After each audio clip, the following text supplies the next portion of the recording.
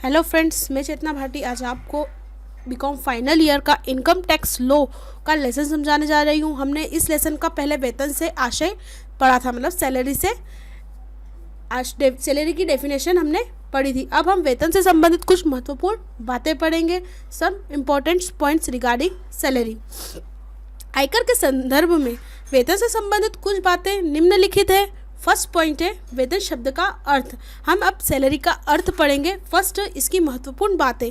आयकर की दृष्टि एक कर्मचारी को अपने नियोक्ता से होने से प्राप्त नगद राशि को वेतन या सैलरी माना जाता है।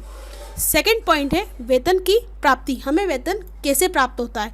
वेतन प्राप्य ड्यू होते ही आय की श्रेणी में आ जाता है, चाहे वास्तव में उसका भुगतान इस वर्ष में प्राप्त हुआ हो या नहीं हुआ हो, तो भी हमें प्राप्त हो जाता है। जैसे किसी कर्मचारी को जनवरी से मार्च तक का 3 माह का वेतन 31 मार्च तक प्राप्त नहीं हुआ हो, लेकिन वह अर्जित हो चुका है, इसलिए इसी साल की आय वह माना जाएगा।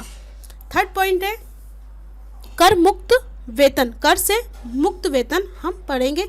यदि कोई कर्मचारी को नियोक्ता से कर मुक्त वेतन अर्जित होता है, अर्थात देय कर का भुगतान नियोक्ता द्वारा किया जाता है, तो वेतन से आय की गणना के समय शुद्ध वेतन में नियोक्ता द्वारा चुकाया गया आयकर एक साथ जोड़ दिया जाता है, लेकिन अनुलाभों पर नियोक्ता द्वारा चुकाया गया आयकर नहीं जोड़ा जाएगा। फोर्थ पॉइंट है एक से अधिक नियोक्ता होना, मतलब एक से अधिक कर्मचारी होना या अधिक नियोक्ता होना। यह बिल्कुल आवश्यक नहीं होता है कि कोई एक ही व्यक्ति नियोक्ता के यहाँ कार्य करे। एक ही व्यक्ति का होना ज़रूरी नहीं होता है। उसके एक ही समय पर एक से ज़्यादा नियोक्ता, एक से ज़्यादा कर्मचारी भी कार्य कर सकते हैं। सभी से प्राप्त पारिश्रमिक वेतन की समक्ष आएगा। फिफ्थ पॉइंट है नियोक्ता कोई भी हो सकता है। नियोक्ता कोई भी हो सकता है। इसका आशय यह है कि कर्मचारी एक जीवित व्यक्ति ही हो सकता है, लेकिन कोई नियोक्ता भी फर्म, व्यक्ति या कोई संस्था भी हो सकती है।